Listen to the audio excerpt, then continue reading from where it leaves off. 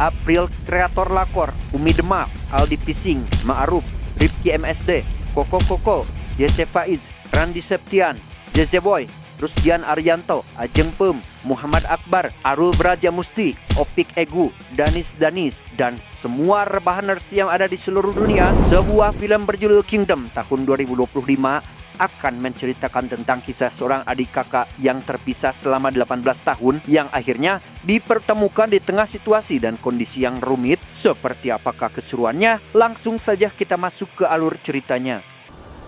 వాళ్ళ భూమిలో దొరికే బంగారు నిలవల కోసం మొత్తం అంత డిసించిపోవడానికి ఎంతో సమయం. Berlatar pada tahun 1920, lebih tepatnya di wilayah Srikakulam, cerita diawali dengan memperlihatkan para penjajah Inggris melakukan pembantaian terhadap salah satu suku di India hanya untuk merebut cadangan emas yang masih terkubur di sana, di mana suku tersebut dipimpin oleh seorang raja tangguh yang menjadi garda terdepan dalam peperangan ini.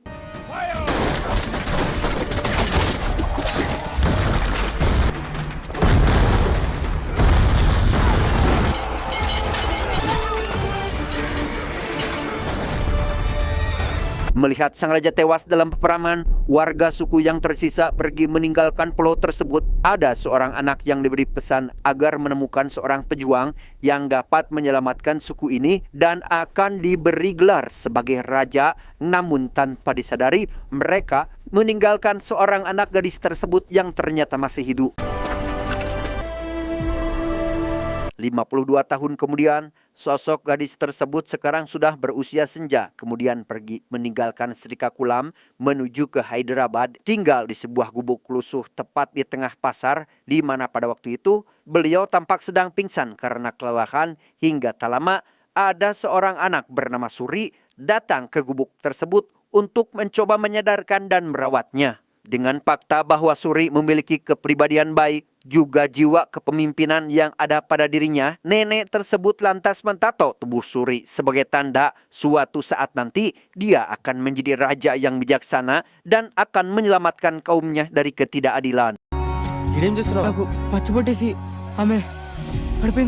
Ayah Suri yang tidak mengetahui makna dari tato tersebut lantas marah karena menganggap Suri telah membuat malu keluarganya. Untuk kemudian setelah sampai di rumah, si ayah pun berniat untuk menghabisi Suri, sebab di tempat itu seorang anak yang bertato merupakan sebuah aib besar. Menyaksikan perilaku ayahnya yang berlebihan dan dinilai sangatlah kejam, mata sang kakak yang bernama Sipa berusaha melindungi adiknya tersebut sebisa mungkin, hingga ia sampai akan menjadi korban kemarahan ayahnya. Suri kecil yang menyaksikan kekejaman demi kekejaman di depan matanya, tanpa sadar ia melakukan hal seperti ini.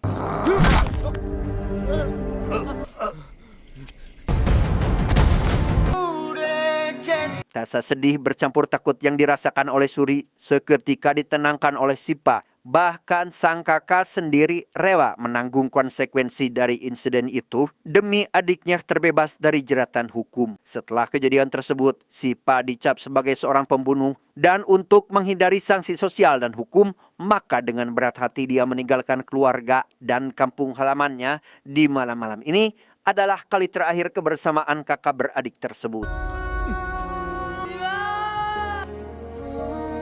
18 tahun kemudian, kini Suri menjelma menjadi sosok polisi yang bijaksana. Namun bayang-bayang keberadaan sang kakak selalu ada dalam benaknya. Maka tak heran jika pada detik itu pula dia menemani rekannya yang bertugas di kepolisian pusat untuk menanyakan perkembangan kasus pencarian sang kakak yang sudah 18 tahun tak pernah kembali. Si teman yang awalnya tak ingin membantu Suri akhirnya bersedia membantu dan membawanya masuk ke ruangan forensik agar dibuatkan sketsa wajah kakaknya masa kini meski hanya menggunakan foto lawas 8 tahun silam.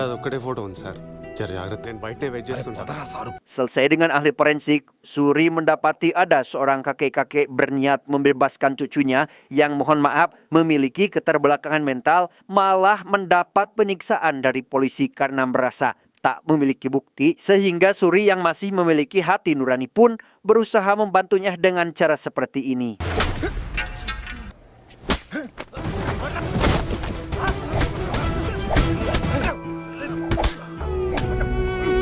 Atasan yang muak dengan perilaku Suri lantas menunggu di rumahnya. Yang sesampainya Suri di rumah, ia menjelaskan jika dirinya tak tega melihat seorang kakek tua disiksa begitu saja tanpa alasan yang jelas. Alih-alih mendengar penjelasannya, si ibu malah membela atasan Suri yang tanpa mengetahui alasan sebenarnya.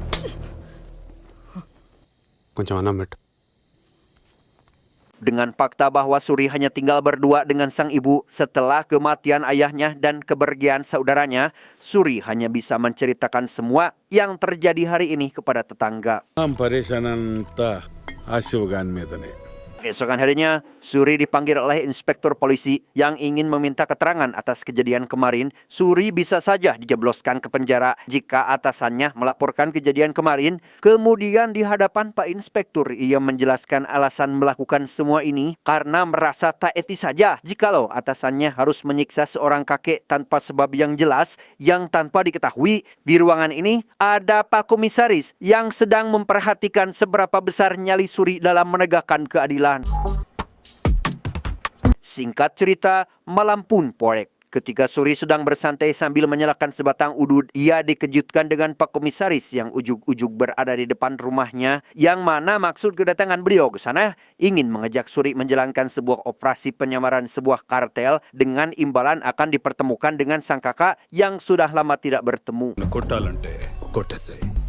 ఎవరు సాక్ష్యం కూడా లేరు. Mendengar imbalan tersebut tanpa berpikir panjang, Suri langsung menerima tawaran itu dan akan menuruti semua yang diperintahkan oleh Pak Komisaris. Tapi sebelum pergi, beliau menjelaskan jika pimpinan kartel yang akan dimata-matai oleh Suri adalah Sipa yang tak lain merupakan kakaknya sendiri. Saat sedang memandangi foto Sipa itulah, Suri kembali mengingat kenangan dulu sewaktu masih kecil yang mana mereka saling menyayangi dan menjaga satu sama lain.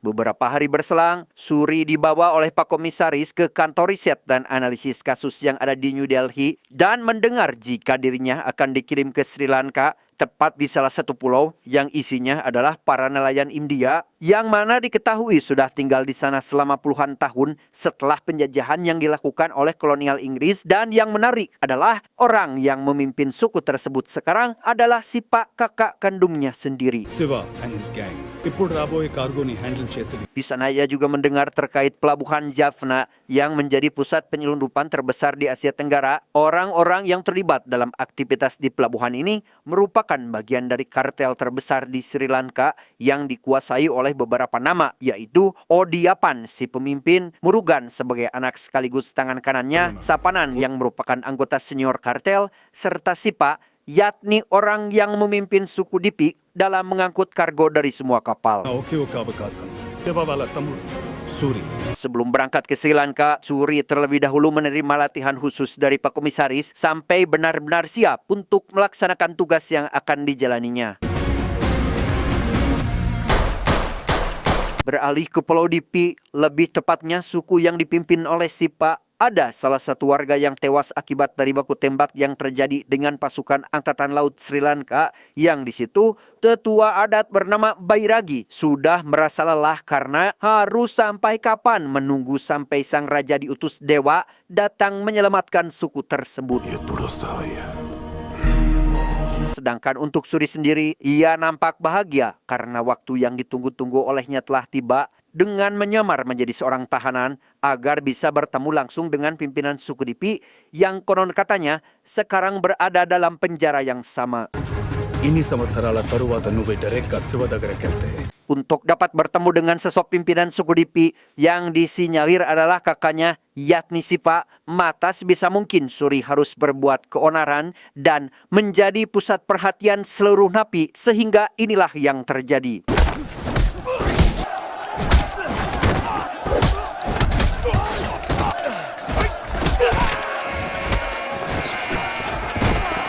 Setelah puas menghajar para napi, tiba-tiba Suri diserang oleh seseorang dari belakang yang ternyata...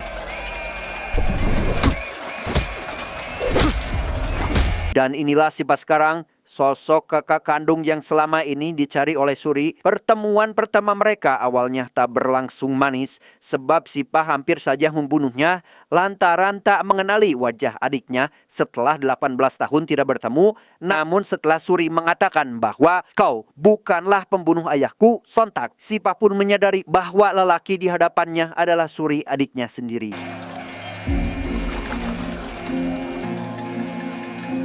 Sipa kemudian bertanya terkait kondisi ibunya, tapi Suri terpaksa harus membohongi kakaknya dengan mengatakan jika ibunya telah meninggal dunia beberapa tahun lalu. Hal itu sengaja dilakukan agar dirinya bisa tinggal bersama kakaknya, karena kalau ia berkata jujur, sudah pasti Sipa akan menyuruhnya pulang, sebab di tempat ini sangat-sangatlah berbahaya untuk Suri tinggali. అమ్మ చనిపోయి 2 ఏళ్ళు అవుతుంది. Singkat cerita, siang pun caang. Suri pergi ke ruangan sipir yang sudah ada Pak Komisaris menunggunya, di mana ia akan dibebaskan secara langsung oleh Pak Komisaris itu sendiri agar dapat membuntuti Sipa sampai bertemu dengan ketua kartel. Namun sebelum tugas itu dilanjutkan, Suri terlebih dahulu diberikan kartu identitas serta kode rahasia jikalau dirinya sedang berada dalam bahaya. Bahkan beliau harus tetap memberi informasi kepada Pak Komisaris lewat seorang wanita yang kita panggil saja Laksmi, yang bekerja sebagai dokter di salah satu rumah sakit swasta. అంకనామి నేను క్యాప్చర్ ఈ number dial చేసి and just say the code. Dia bernama Singha, merupakan teman dekat dari Sipa. Pada waktu itu, ia ditugaskan untuk mengantar Suri menuju ke pelabuhan Jaffna dan bertemu dengan Laksmi yang saat itu tengah berusaha membantu persalinan seorang wanita dari Pulau Dipi. Bukan hanya bertemu dengan Laksmi, Suri juga melihat Murugan yang merupakan seorang psikopat dan diduga telah menghabisi banyak sekali mata-mata yang dikirim oleh Pak Komisaris. Borderline psychopath. ఇప్పటికే మన స్పైస్ ని చాలా మందిని చంపేశాడు. Karena wanita dari Pulau Dipi tak diterima oleh seluruh penduduk asli Sri Lanka, maka sangat sulit bagi Laksmi melakukan persalinan karena seharusnya dibawa ke rumah sakit, tapi dengan terpaksa beliau harus melakukan persalinan saat itu juga sampai akhirnya si Orok lahir dengan selamat. Namun ketika akan segera dilarikan ke rumah sakit, Laksmi harus lebih dahulu meminta persetujuan dari Murugan yang notabene adalah orang yang berkuasa memegang wilayah tersebut. Singkat cerita, Suri pun telah tiba di kediaman kakaknya. Tanpa berlama-lama, Sipa membawa adiknya tersebut ke hadapan tetua adat untuk memperkenalkan saudaranya tersebut. Tapi anehnya di sini, beliau seperti kurang menyukai kehadiran Suri yang terlihat dari raut mukanya. Dan di waktu itu pula, Suri mendengar tentang drop point Charlie yang entah apa maksudnya dari lokasi tersebut. రేపు location Charlie drop point అని మెసేజ్ వచ్చింది. చిన్న మోటార్ బోట్లు రెడీ చేయి రా. Setelah mendapat informasi, Suri lekas pergi ke rumah sakit untuk memberitahukannya kepada Laksmi sekaligus agar luka yang didapatkan sebelumnya segera diobati. Yang di situ Laksmi mengatakan jika misi ini tak semudah yang Suri bayangkan sebab tak pernah ada satupun orang luar yang pernah tinggal di pulau itu dan memperingatkannya agar tak pernah percaya pada siapapun. ఆ బాబుని ఒకసారి చూడొచ్చా? Keesokan harinya, Suri diajak oleh Sipa menuju ke drop point Charlie yang dimaksud, yang ternyata itu adalah titik transaksi kargo emas hasil curian kelompok Sipa yang akan diberikan kepada kelompok kartel yang dipimpin oleh Murugan. Namun ketika emas itu berhasil diangkut, tiba-tiba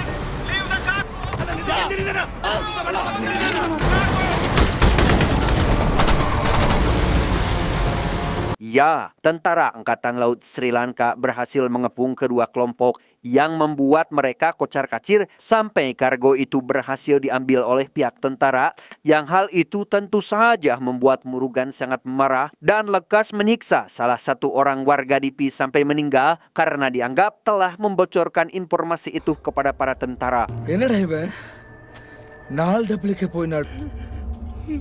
Dari insiden tersebut membuat Odiyapan marah kepada Murugan yang bertindak sesuka hatinya tanpa memikirkan dampak buruk bagi bisnis mereka karena menurutnya kelompok Sipa telah memberi keuntungan 3 kali lipat setelah mengambil alih proses penyelundupan barang-barang miliknya. విషయం ఎట్లా లీక్ అయిందో కనుక్కో.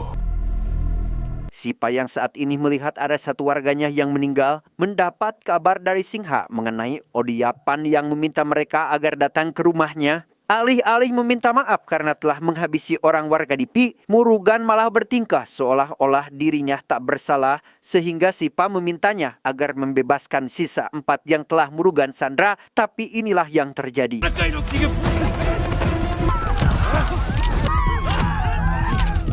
Melihat kekacauan tersebut, Odiapan yang berlaku sebagai ketua kartel berusaha menjadi penengah, mengancam tak akan ada satu orang pun yang dapat keluar dari ruangan ini sebelum berhasil menemukan siapa orang yang telah membocorkan informasi kemarin. Tak ingin ada lagi korban berjatuhan, Suri berjanji akan mengambil kembali emas yang telah dicuri oleh tentara Angkatan Laut dengan imbalan Odiapan harus membebaskan 4 orang sandera sekaligus harus mengizinkan seorang wanita pergi ke rumah sakit untuk setidaknya melihat oroknya meski hanya 1 kali saja, di mana pendapat Suri disetujui oleh seluruh anggota kartel yang berada di sana.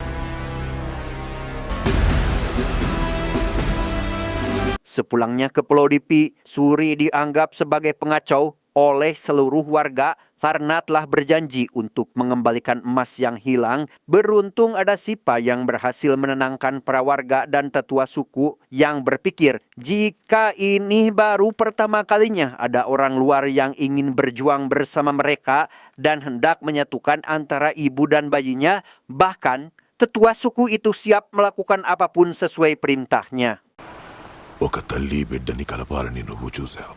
ఏం చేద్దామో చెప్పు. Suri mulai menyusun rencana dengan mengambil gambar mobil tentara Sri Lanka dan meminta bantuan Sipa agar merancang mobil yang sama persis seperti itu. Kemudian ia mengirim 1 orang untuk mengawasi pergerakan para tentara di markasnya. Selang beberapa hari setelah semua persiapan selesai, Sipa mendapat informasi dari anak buahnya yang mengatakan terkait emas yang dimaksud sudah dibawa oleh para tentara. Meski pembawa emas itu mendapat penjagaan yang cukup ketat, Suri berencana menyabotasenya ketika rombongan itu melewati hutan. రాకుండా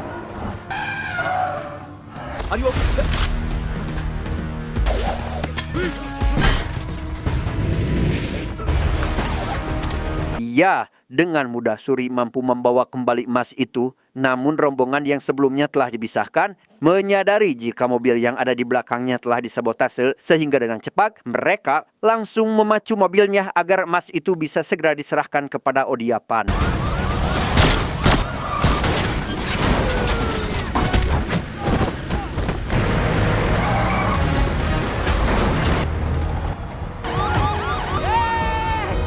Meski berhasil mengambil emas tersebut, Suri mendapat kesulitan tatkala harus melewati bendungan dan melihat para tentara memeriksa identitas para warga sebelum melewatinya. Sempat terjadi perdebatan antara adik dan kakak karena Suri tak ingin pergi dari mobil, di mana hal itu membuat para tentara curiga dengan mobil tersebut, sehingga inilah yang terjadi.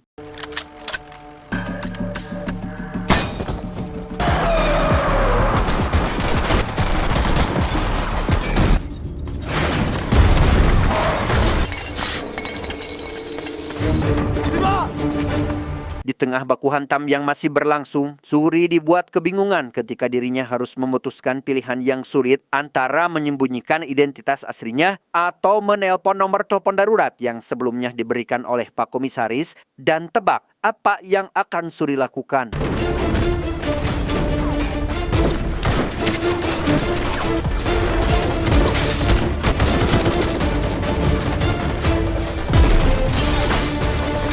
Ya, Suri dengan terpaksa harus menelpon nomor yang diberikan Pak Komisaris agar dirinya dibebaskan. Hal itu tentu saja membuat Sipa tak percaya dengan adiknya yang ternyata merupakan seorang anggota polisi. Meski mereka berhasil melewati bendungan dan membawa emas tanpa ada halangan, juga menepati janjinya kepada seluruh warga Pulau Dipi.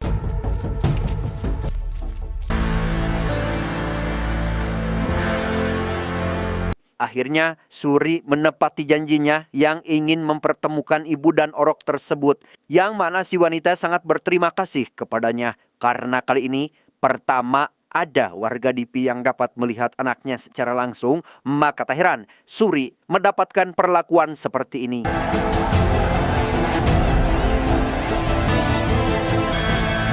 Malam harinya, Murugan yang saat itu bersama sang ayah merasa sangat kesal karena keputusan ayahnya membiarkan wanita dari Pulau Dipi masuk ke kota Jaffna yang membuat harga dirinya hancur karena merasa telah dipermalukan. Saat situasi Murugan sedang marah itulah, ia berniat menghabisi ayahnya malam ini juga, sebab yang Murugan inginkan hanyalah kebebasan dalam mengambil sikap karena merasa jika ayahnya terlalu mematuhi aturan. Sementara itu, Sipa menghampiri Suri untuk menanyakan siapa dia sebenarnya dan apa alasannya datang ke sini. Suri pun menjawab, jika kedatangannya ke sana hanya menjalankan tugas untuk membawa Sipa, kakak ipar, serta keponakannya kembali ke India. Tapi tiba-tiba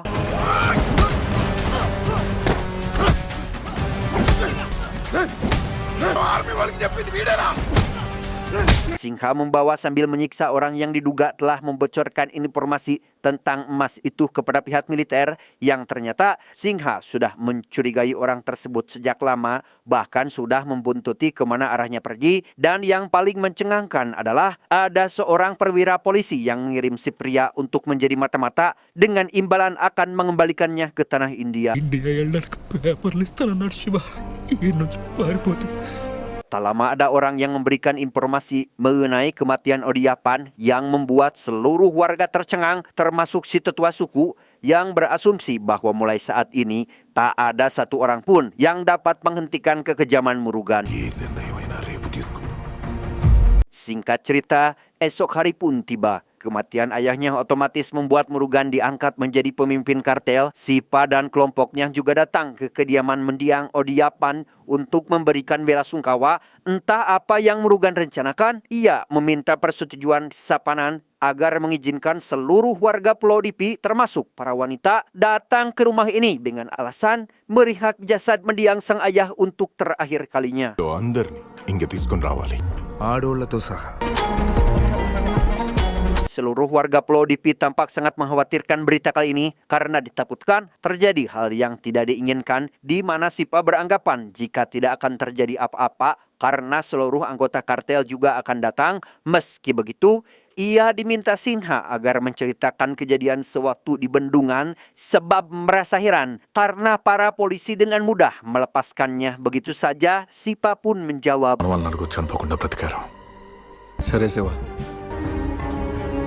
Sementara itu, Suri yang kembali menghampiri Laksmi bertanya tentang siapa saja orang yang mengetahui jika dirinya adalah seorang mata-mata. Tanpa sadar, ada Pak Komisaris yang sudah nangkring di rumah sakit itu, di mana Pak Komisaris menganggap Suri telah mengkhianatinya karena mencuri emas milik tentara Sri Lanka. Ia juga mengancam akan memberitahu seluruh warga Dipi terkait kakaknya yang merupakan seorang informan polisi yang bisa membuat kakaknya dihabisi jika dirinya tak memberikan informasi mengenai detail tentang kontainer senjata yang saat ini sedang akan menuju ke sana. విలో జనాలకి తెలిసేలా చేస్తా వాళ్ళే చంపేస్తారు. Tanpa pikir panjang, Suri langsung menghampiri kakaknya yang sedang berada di pelabuhan. Sempat terjadi perdebatan antara mereka berdua karena Suri ternyata selama ini telah berbohong, hingga Suri menjelaskan alasannya karena ia hanya ingin menyelamatkan nyawa kakaknya dan kembali ke India. Hingga pada akhirnya Sipa mengatakan terkait nomor perahu yang membawa kontainer senjata tersebut. Beralih ke Pak Komisaris, ia mendapat telepon dari atasannya mengenai misi yang dijalani harus segera dihentikan dan kembali ke Delhi karena informasi yang telah diberikan oleh Suri adalah salah. Namun Pak Komisaris berasumsi jika misi ini tidak hanya menggunakan satu kapal saja, sebab operasi ini akan dapat membersihkan semua kartel sampai ke akar-akarnya. Dan ternyata bukan hanya Suri saja yang menjalani misi ini karena masih ada mata-mata yang ditugaskan. Bahkan Pak Komisaris pun terjun langsung ke lapangan yang berencana akan membuat konflik di antara kartel dan seluruh penduduk Pulau Dipi. Sementara itu, seluruh warga Pulau Dipi baru sampai di kediaman mendiang Odiyapan. Kedatangan mereka awalnya disambut baik oleh Murugan yang menyuguhkan beberapa makanan, di mana Murugan dan Sapanan sedang membicarakan tentang anak buahnya yang bernama Selva, yang ternyata masih bagian dari pasukan khusus yang dikirim Pak Komisaris untuk memberitahukan jika di antara Sipa dan Suri adalah seorang perwira polisi. ಇದೆಲ್ಲ under cover operation. Sipa yang saat ini bersama Murugan dan para anggota kartel lainnya mendapat pertanyaan dari Murugan mengenai siapa di antara mereka yang merupakan seorang perwira polisi dan membocorkan informasi itu kepada Angkatan Laut Sri Lanka. నువ్వు కాదు అని ఒక్క మాట చెప్పు శివ, ఒక్క Tak ingin adiknya menjadi incaran Murugan dan anak buahnya, Sipa dengan terpaksa harus berbohong dan mengakui jika dirinya adalah seorang perwira polisi sekaligus mata-mata yang sengaja dikirim India, yang hal itu membuat semua anggota kartel marah dan membuat keputusan untuk menghabisi Sipa serta seluruh warga DIPI saat itu juga. Kemudian Murugan lebih dulu menusuk Sipa dari belakang dan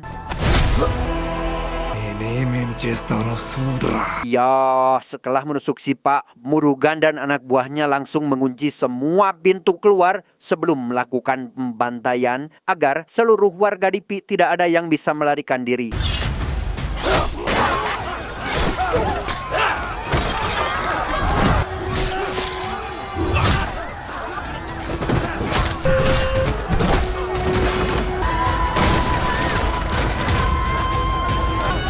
Di tengah pembantaian yang masih berlangsung, Sipa yang rupanya masih hidup berusaha menghabisi anak buah Murugan sendirian dengan sisa-sisa tenaganya, sekaligus demi menyelamatkan tetua suku dan warga DIPI yang masih hidup agar dapat kembali ke pulau mereka.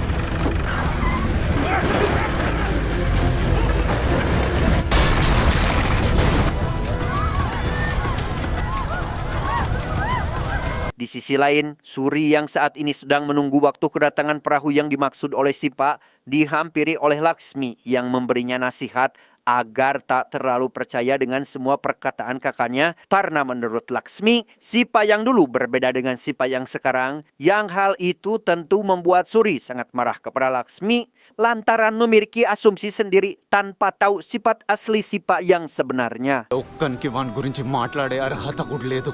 మీ అన్న ఇక్కడ most wanted criminal. Entah siapa Laksmi dan apa tujuan sebenarnya, ia melarang Suri menemui Sipa meski memiliki firasat buruk tentang kakaknya itu, sehingga dengan sedikit oman-oman dari Laksmi membuat Suri membatalkan niatnya pergi menemui Sipa. Suri yang saat itu ketiduran dibangunkan oleh Laksmi ketika melihat pelabuhan Jaffna sudah kosong tak berpenghuni, sehingga dengan cepat Suri pergi ke Pulau DIPI untuk melihat kondisi pulau tersebut yang ternyata Suri dibuat terpukul ketika melihat Pulau DIPI sudah hangus terbakar, apalagi ketika melihat kakak kandungnya terbujur kaku. Bahkan tetua suku pun seakan putus asa karena dewa tak pernah mengutus sang raja yang sudah dinanti sejak puluhan tahun dan membiarkan suku ini hampir musnah karena pembantaian yang telah terjadi. Tak ingin terus berdiam diri melihat suku ini tertindas, Suri berusaha sekuat tenaga menggusur perahu itu ke dalam air, yang hal itu membuat tetua suku dan semua warga yang tersisa terharu dan langsung membantunya mendorong perahu itu karena mereka menganggap jika Suri ini adalah jelmaan dewa dan kedatangannya ke sana sudah ditakdirkan oleh sang dewa itu sendiri yang akan dijadikan sebagai raja baru suku tersebut.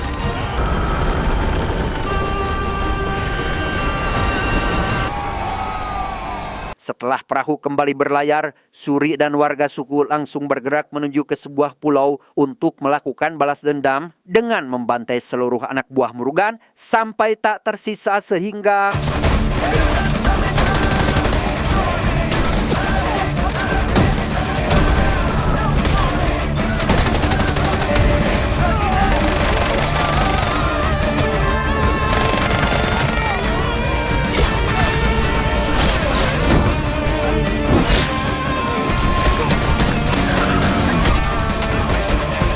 కాల్చొద్దు నేను కూడా నీలాగా పోలీసే.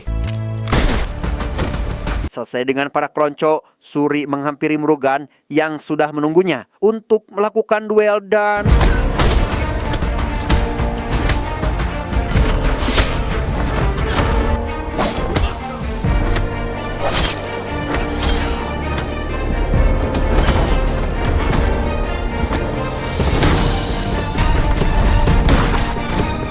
Ya, Suri mampu menghabisi Murugan dengan mudah, bahkan tanpa ada perlawanan sedikit pun, sehingga mampu membalaskan dendam atas kematian kakaknya tersebut.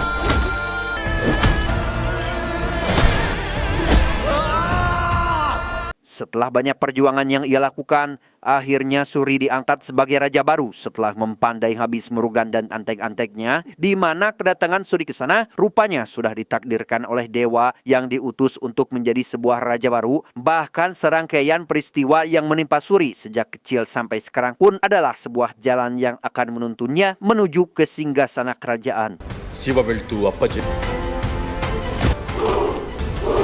Sementara itu, Pak Komisaris memperingatkan Laksmi agar segera pergi dari Sri Lanka karena ternyata Laksmi mengetahui jika Sipa akan dihabisi oleh Murugan dan antek-anteknya, dan jika saja Suri mengetahui hal tersebut, maka Laksmi akan segera dihabisi sebab menurut Pak Komisaris saat ini Suri sudah tidak akan peduli pada siapapun kecuali pada sukunya sendiri. వాడేమో ఈ రాక్షసులందరికీ రాజా అయి కూర్చున్నాడు.